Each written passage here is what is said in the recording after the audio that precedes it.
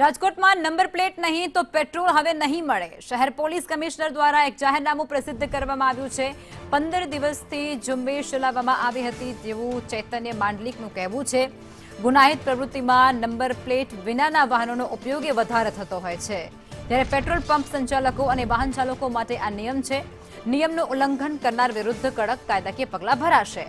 કોઈ વાહન ચાલક ઘર્ષણ કરે તો પોલીસનો સંપર્ક કરવા માટે પણ કહેવામાં આવ્યું છે પેટ્રોલ પંપ ધારકોને.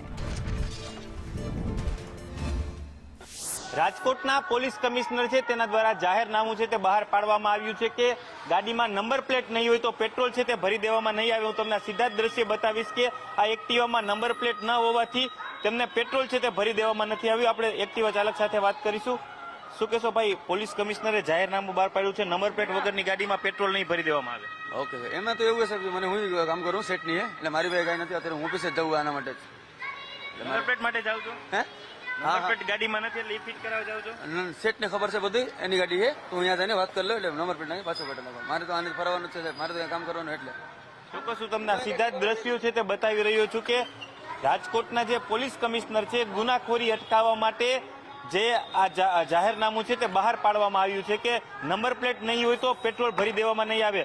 પહેલા પોલીસ કમિશનર છે, પોલીસ કમિશનર દ્વારા જાહેરનામું બહાર પાડવામાં આવ્યું છે કે નંબર પ્લેટ નહીં હોય તો પેટ્રોલ ભરવામાં નહીં આવે. આનાથી ગુનાખોરી અટકે. શું લાગે તમને? હા, ચોક્કસ એ બનવા જોગ છે. નંબર પ્લેટ તો હોવી જ જોઈએ ને, એની ઉપર તો આપણો આધાર છે. બરોબર, સાચું. ચોક્કસ લોકો છે તે આ નિયમને આવકારી રહ્યા છે. કાકા શું કહેશો, રાજકોટના જે પોલીસ કમિશનર છે તેને જાહેરનામું બહાર પાડ્યું છે કે નંબર પ્લેટ નહીં હોય તો પેટ્રોલ ભરી દેવામાં નહીં આવે? નંબર પ્લેટ એટલે આ રહ્યા ને, એટલે ઘણા બધા વાહનો એવા હોય કે જે નંબર પ્લેટ વગર ચાલતા હોય તો એમાં હવેથી પેટ્રોલ નહીં ભરે. શું કહેશો? અરે હું રાજકોટ આખું સુધારવા જાઉં છું. જો લ્યો કમિશનરના નંબર જ દેખાડવો. લ્યો એમને આ નિયમને તમે કઈ રીતે જોવો છો? લ્યો તમે જોઈ લ્યો મારું. એમને આ નિયમને કઈ રીતે તમે જોવો છો? એમ તો જો હારો છે, શું કહેશો આ નિયમ વિશે? નિયમ તો હારા જ છે. ચોક્કસ આપણે પંપના કર્મચારી છે તેના વાત કરીશું. ભાઈ, કાલે એક જે પોલીસ કમિશનર છે તેના દ્વારા જાહેરનામું બહાર પાડવામાં આવ્યું કે નંબર પ્લેટ વગરની ગાડી હોય એમાં પેટ્રોલ નહીં ભરી દેવામાં આવે.